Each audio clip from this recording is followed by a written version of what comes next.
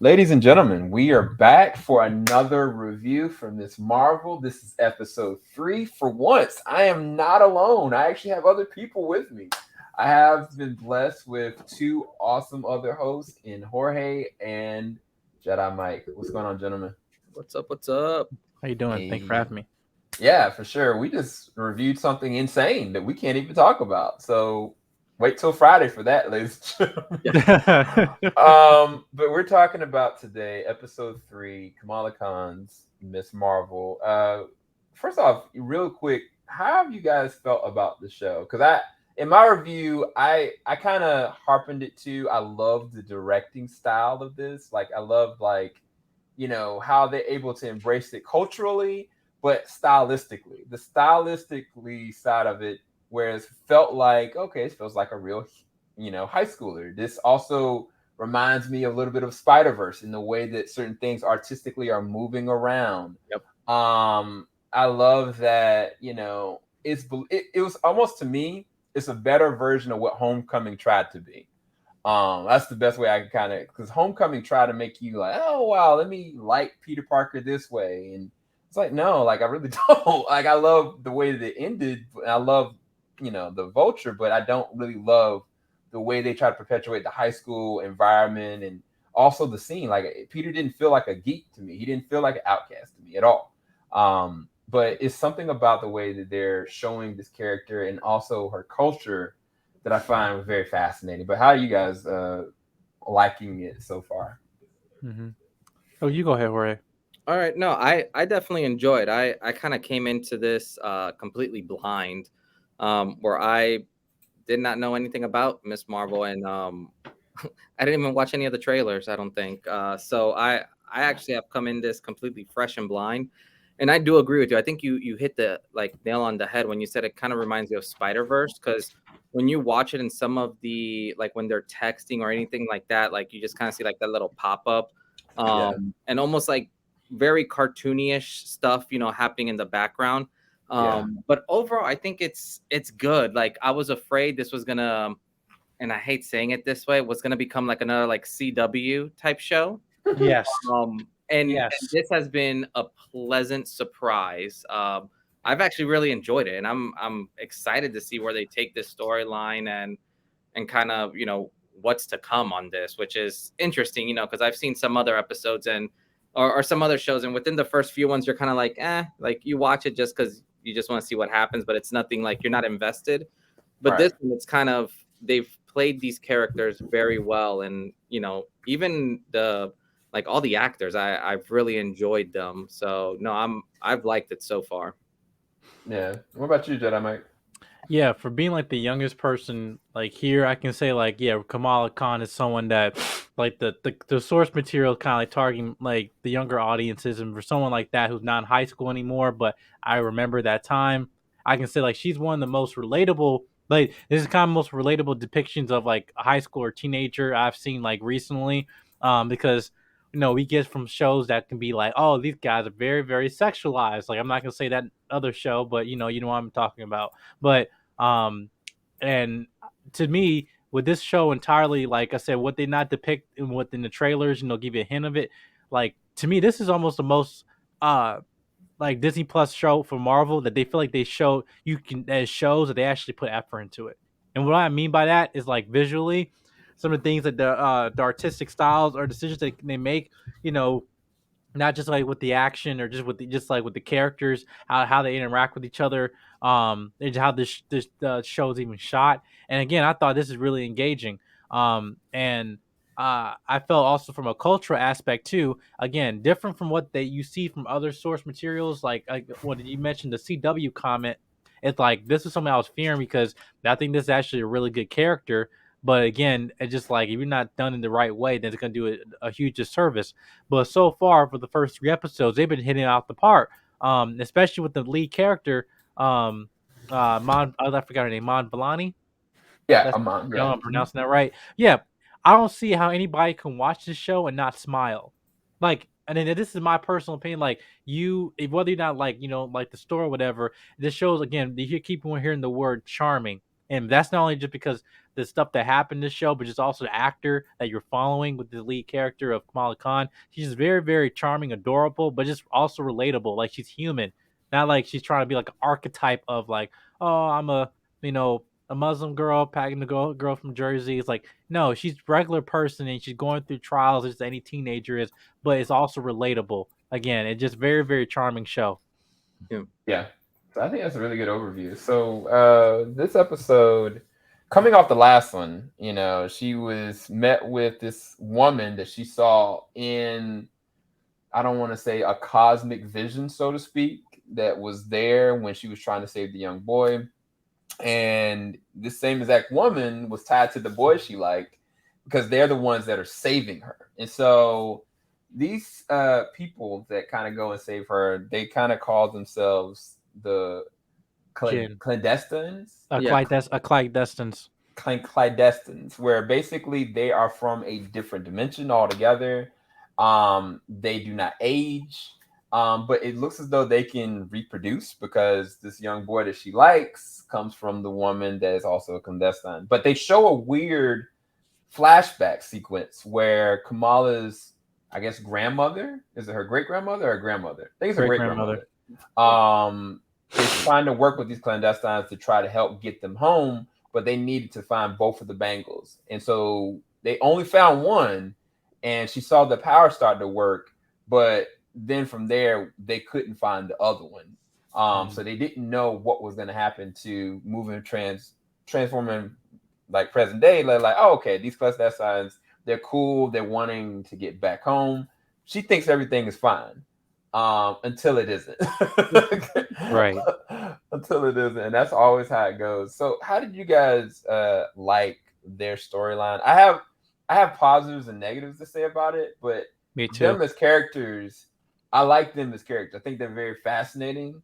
I just didn't like the quickness of the heel turn, but which we'll go to that a little bit later on. Right. But as far as them as characters and how they threw like an interesting twist to this episode, how did you like about them? Because I feel like there's some Easter eggs also about them. As I don't know, they reminded me of Eternals. They also reminded me of the fact that okay, now we're definitely in a multiverse situation as well. When you have like a character like America Chavez, in Doctor Strange, and now you have these clandestines, like it's very cosmic. So it's very interesting how they're going this route. So I think I like that aspect about bringing characters like that into this. But I was curious y'all's perspective though.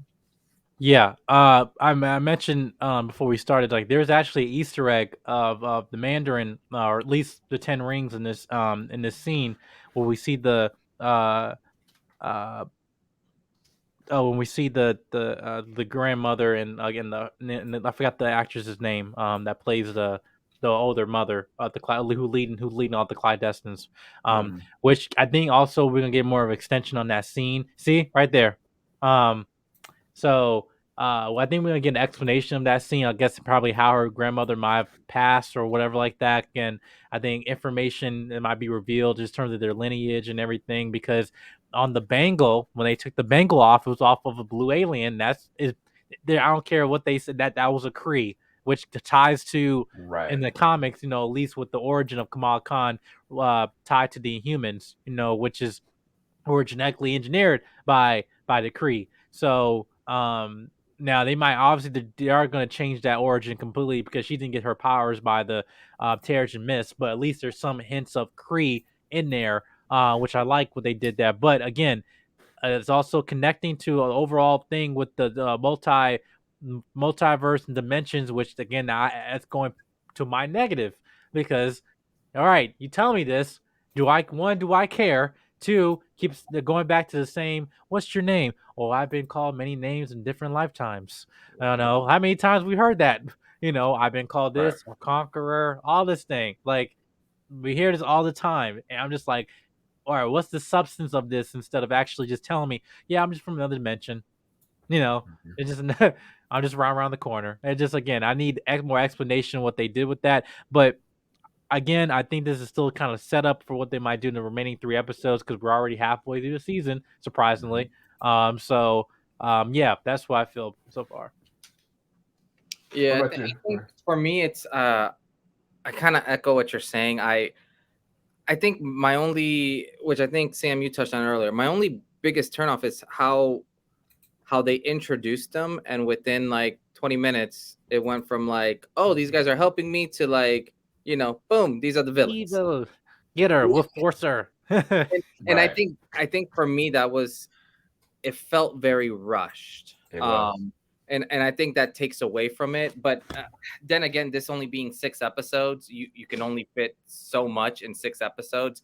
But I think this turn should have happened, like episode 4 or something.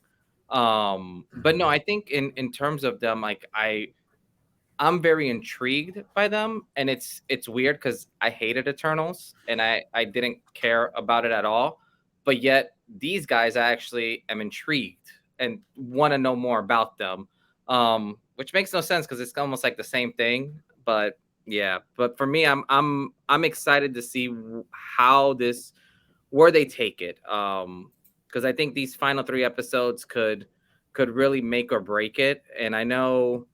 Because realistically, I'm trying to think. This ends, and then it's what Thor comes out, but the Marvels don't come out until till 2023 or 4. They got pushed back because Ant-Man got pushed forward and they got pushed back. So it's gonna be late 2023, I believe. yeah. So Yeah, the So next this thing would that's be coming up is gonna be She-Hulk. That'll be the yeah. next push after Yeah, this. and the clandestines, they are in the Marvel comics, but they're so like they're not much been used in the comics. Like there's no fans of them at all. So like it just they really have that much lore to be built off of. So but yeah, I guess how the Marvel they try to put cherry pick and then kind of just change it just to fit the narrative of the story.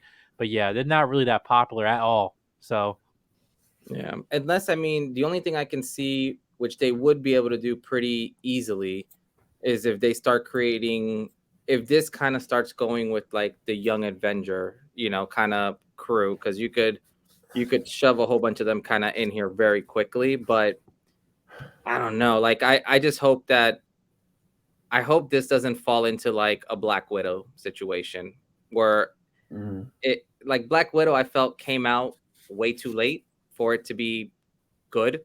Like it could have Yeah, been a super blockbuster if it came out 2 years earlier, yeah. 2 or 3 years earlier. And I'm afraid this one, it may have come out too early for it to be impactful. So it's I think this is the thing. What they're trying to use Miss Marvel for is they're trying to use her as a gateway.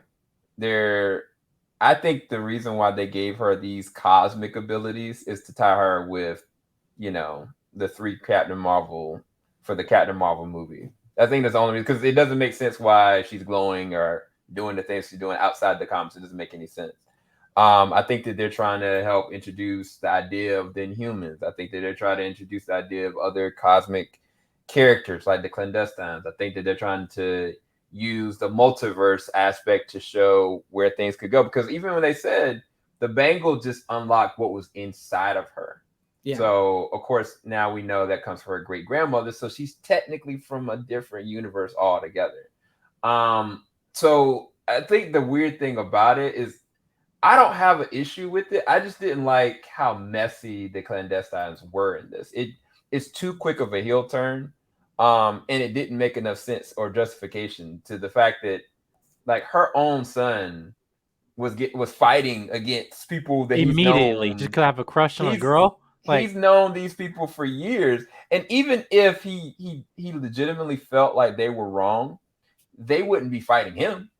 The mom would have been like, "Yo, no, no, no, no, no, leave him out of it or knock him out, but don't fight him." So it didn't make sense. I think that they did it to just really speed fast it.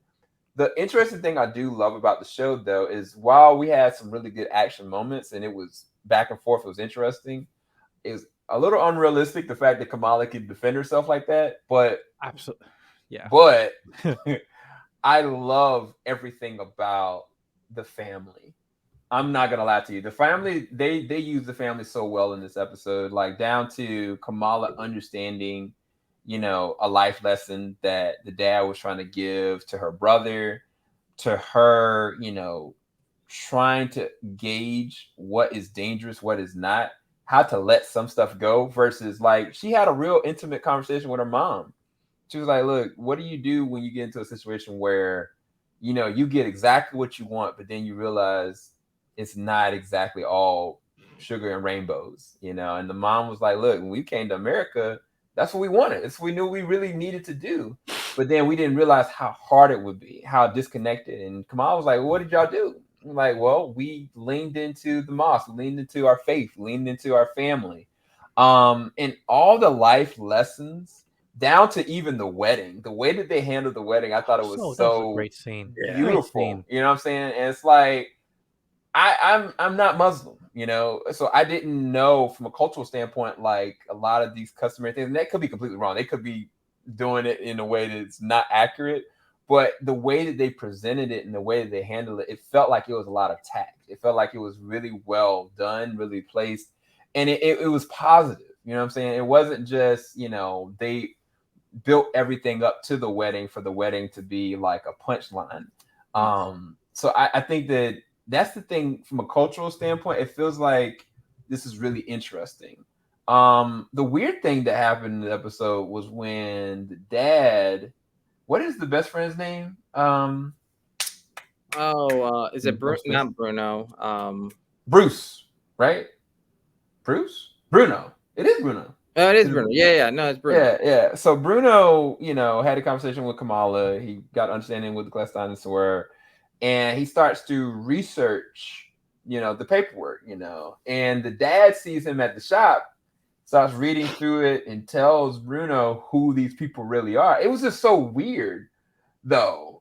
Do you guys think that the dad knows, you know, who they are? Because the reason why I asked is because the dad did that, and then later on, the mom, she doesn't get mad at Kamala. She was like, you know, those people that you were hanging out with, they got arrested, and what is going on, right? And normally she would just go off on her, but instead she kind of like, so it leads me to believe that the parents know what Kamala's going through. That's the reason why I'm kind of bringing it up.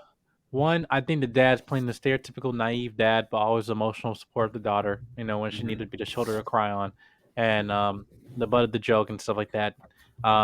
The mom definitely knows what's going up. Mama knows, and grandma knows. Oh yeah, Didn't grandma said, hey, you and your mom come?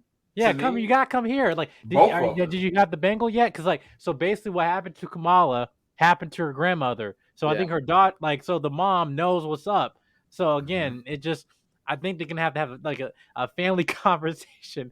Like, hey, like, what's going on here? You know, just like be honest with me, and almost having like a turning red moment, almost a, hey, what happened to me? Yeah, it's happened to you. Why did you tell me this? Well, yeah, but I just knew this day was coming. I just, you know, all this stuff. I think we're gonna get some turning red vibes in this show coming up. Yeah. What about you, Jorge? What do you think? Yeah, no, I think that one scene with the dad and Bruno, I thought was really interesting because, you know, he basically breaks it all down, you know, just almost translates it for him to just let him know, like, oh, this is so and so, and I think he had one line where he's like, you know, like your ancestors called it, like my ancestors called it magic, but yours called it science, something like that, which I thought was just an interesting kind of nod the way that he phrased that.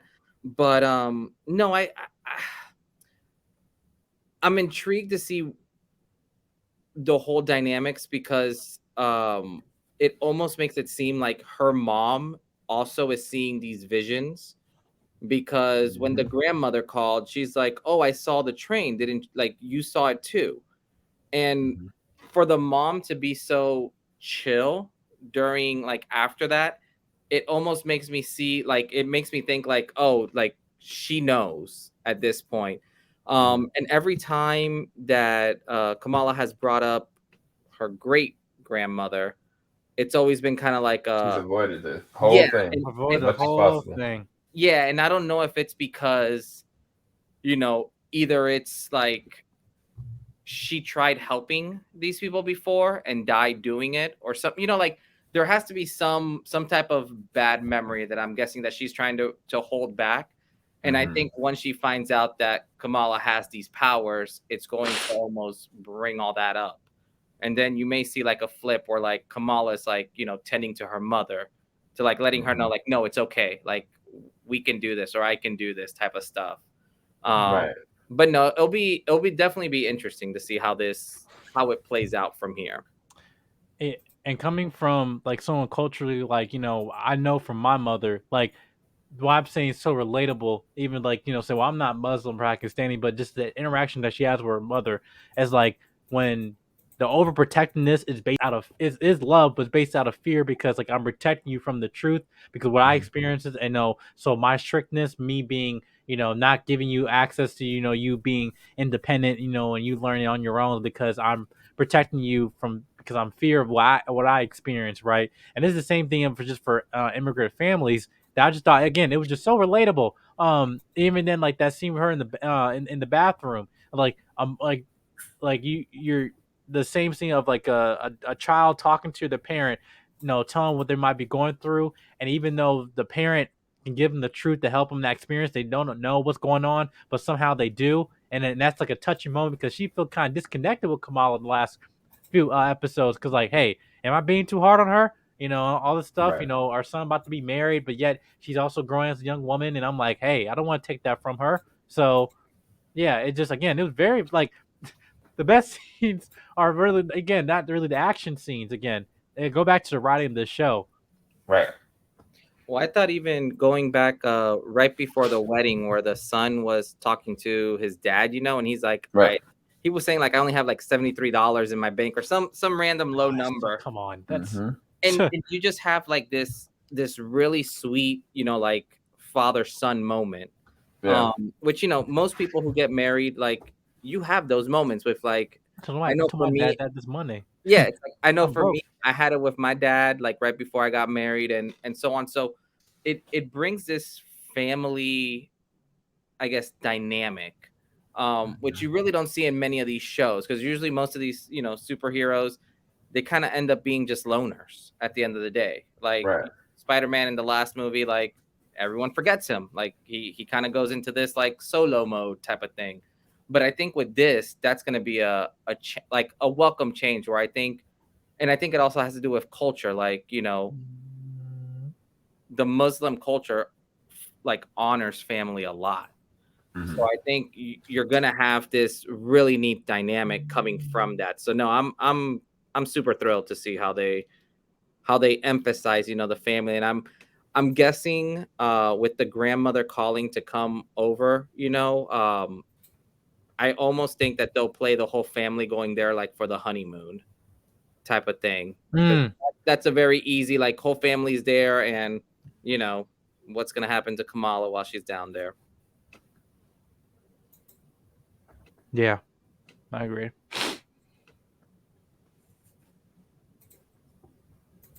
Yeah. I cannot hear you guys all. You can hear it? But Oh. I'm going to read y'all's lips and just assume you're talking about something cool. But I'll position one last thing and I'll try to figure out how I can make this work. So one of the other things that happens with this episode is that Kamala is given her famous mask, the mask that we all know that she's going to get with the rest of her costume. I was curious from you guys' perspective, is the grandmother going to give her the costume? And also, is she going to get the second bangle? Like, is the bangle going to unlock something in her differently? Is that even going to be a thing? Because Bruno said that, you know, one of the things that he realized that if he tries to push this to bring them back, it could have irrevocable damage to the universe, essentially. So I was curious y'all perspective. Y'all can go over it. I'm just gonna read y'all's lips and assume y'all are talking. Well, in the comics, like she does have a wristband, but that's only one arm. Like she doesn't have like two, you know, that you know, as a character. But if they want to, because we only see her, I guess, just fighting with one arm and just with her abilities and stuff like that, not really fully bracing with Miss Marvel, which is her physicality. Like she can, like we see it the first time in this episode where she's like projecting, you know, like a large arm and everything. So, but to get to the whole Miss Marvel point, she got to get her whole body where she can, do the whole thing. So if that will unlock her powers, cool. But I think it's really more of a mental thing. But yeah, in the comics, she only has one. I don't see her having two. But if they have two, again, going back to the whole I with can the hear y'all now. no. But going back to the 10 rings theory, it might be I don't know. This might be a thing. Maybe the other bangle might be all the 10 rings on one other arm, Oh, possibly. You know, like I, it just like I don't know. It just I'm just saying that that the whole 10 rings thing, especially them being like in the south the area where they are, because like they're I forgot if they're in Pakistani, that's mean I'm trying to think where they are in the like region, because like they're in the same, it should be in the same region though, um especially close around Asia. So I'm like, yeah, if somehow to make the connection, like the other bangle is the 10 rings and one, they could, but yeah, I don't know. I might be connecting dots that don't exist, but yeah. no, I like that because I mean that actually makes a lot of sense. Yeah. I can see that working out actually. So no, Mhm. but I will say to answer your question, Sam, I think that it'll end up being a gift from her grandmother, or it could be even from her mother, kind of like, now that almost acknowledging her as like a woman at this point instead of just a kid, you know. Yeah. But no, I do think when she travels overseas, when she goes to her grandmother's, I think that's when she'll get her full-blown outfit for sure. Yeah. And the funny thing is that she said something in this episode because of the way she looked at it as a failure. And it's interesting because the guy at the mosque was like, she didn't fail anybody. Like she did the right thing. And it's not about where you think is the failure. It's what you do. It's how you do it. She looks at herself that she's not a hero. And so that's why she was like, well, I'm just gonna do this to try to help them versus taking ownership of the abilities that's inside of her. And I think that at a certain point she's gonna have to come to that crossroads. But another thing that happens in this episode is that Nakia finds out Yeah. that she has powers, and I don't know how Nakia is gonna feel about that. Because she didn't have time to really think about it. Like now, the girl at school knows, Nakia knows, Bruno knows, and whoever this task force people, I think they're itching very closely. How in the world is it possible that those task force people rounded up all these Clestians and this little girl gets out with the guy Stern boy? Yeah. How? Like realistically, I mean that and how fast they rushed the clandestines were the negatives that I had. The only real negatives I had because it's just so unbelievable on both of those counts. Yep. But I don't And know. I could be again, wrong. Yeah. going back to that whole point of like it is a teen show, like can't be like, hey, you get out of crazy situations, you know, um, out of it, and then when law enforcement and when true consequences come, they're able to escape away, and to the corner, to the closet, and then go there. No, yeah, with that, I just like, okay, plot armor. I just keep it moving, but again, going to their abilities, like the clandestines is, again, it goes back to that tropey, like, okay, here's this guy, this bald guy, who knows kung fu and acting all brooding, walking down. I did like that one scene when they're like, when she went to the kitchen and then she tried to ask everybody to leave, and all of a sudden when one of the clandestines came in and just like knocked one dude out, one chef was like, yeah, Nope. no, Yeah. Jordan Peele on them. They're Time like, to nope. go. It is time to go. yeah. Yeah. So I think what they're doing, the clandestines are not going to be the villains, though. The fact that they rounded them up so easily and so quickly is leading me to believe that whoever this group is the pseudo shield. What other show did they show up in? Was it? It's another show I've seen that same exact dude in. Was it in Spider Man? Was it in Far From Home? Because he was the one that got Peter arrested. Oh, the detective, yes, he was in No Way Yeah, Home. that's true. Yeah, he was in the realm. Yep. Whoever his organization is working for, they're kind of painting them like they're the bad guys. I don't really know. But I really hope that this rounds out as good as they're directing it, because they're directing it very well. Like the outside presentation is one thing, but the guts of it and what is there, I think that they have something really special. I'm just curious how they're gonna handle it. I really don't know.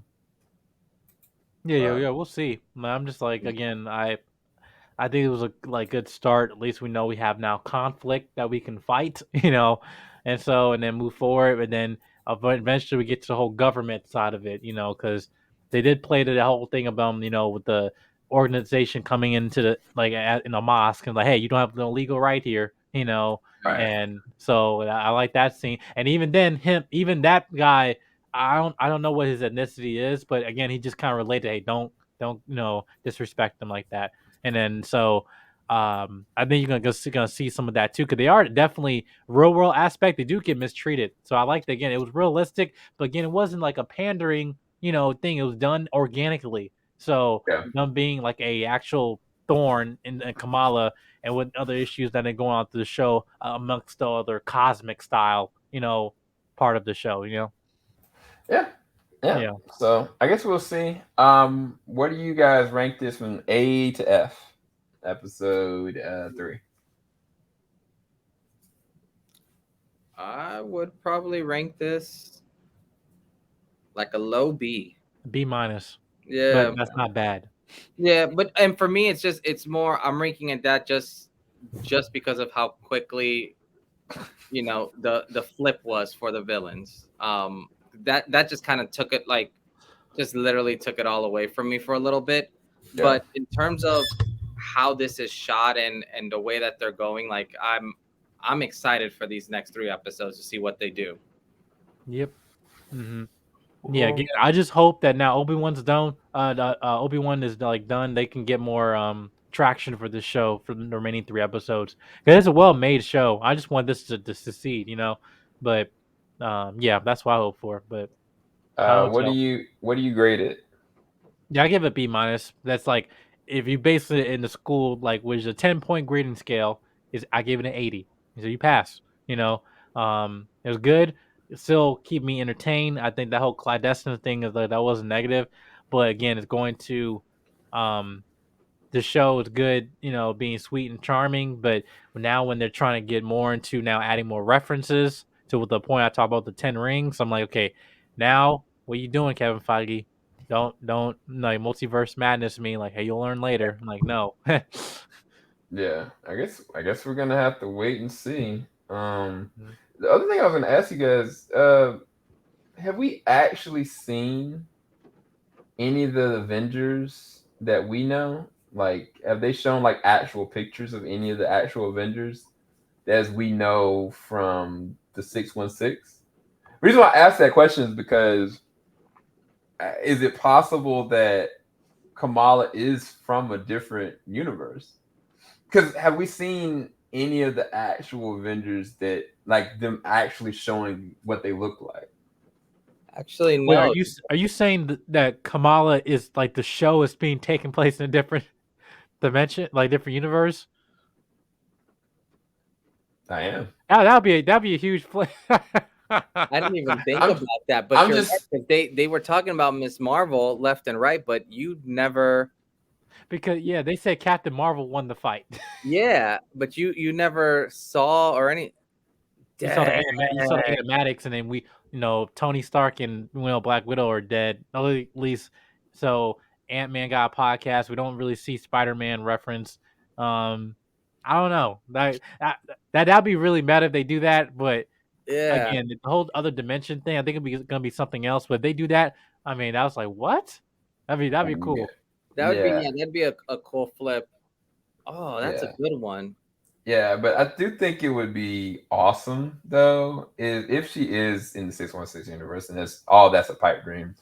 Um, is if she's just going to get some coffee, in like the last episode, patrolling out, and this kid, kind of shows up Like, hey, what's going on? You got a cool costume. And it's Peter. Because honestly, Kamala was supposed to show up in No Way Home. That was supposed to be her debut. And the interesting thing is they didn't use her. So my thought was, oh, well, maybe they might have shot a scene while they were shooting this. Well, they were. Well, I think what you were talking about was America Chavez, because they had actually had concept art of her being in No Way Home, but Miss Marvel and No Way Home were shot at the same time, and Right. and then she did say that Tom Holland showed up on set, and then they were talking, and she showed her the picture of him and Toby and Andrew. So it's like if they wanted to, they could, because they were just they're just wrapping filming with that, but yeah. Oh, that could be. I mean, I know Marvel wouldn't do it, but that would be a simple way of bringing all Andrew back into the Spider-Man mix. Hey, look, we're still waiting on the answer from the other films. We're still waiting. Who's the Spider-Man in the Morbius universe? And we're still waiting on that. But is it bad? I still have yet to see Morbius, and I probably won't. It's understood. It's On that note, we're gonna go. Make sure you like, subscribe, hit the bell button. Hope you guys have been entertained and you've enjoyed our discussion. Definitely go and check out our review on The Boys, episode 6 of season 3, Herogasm. That's gonna be dropping on Friday. All of us are here, as well as Keaton. Jedi Mike, where can everybody find you, man? Yeah, you can find me on YouTube at Jedi Mike 7. I do reviews, news, and truth. Thank you guys for having me. It's been a pleasure, and I'll see you guys next time. Yes, sir. And I'm not gonna hit you with a tagline this time, so don't worry. I'm just gonna fade to black, show Kamala looking at the city. So don't worry, Jedi Mike. I'm not coming for you this time. I promise. Okay. I promise. Yeah. We're gone. Bye, guys. Filing out the top of the I can see the skyline, 50 mile radius on my timeline. Ain't nothing on my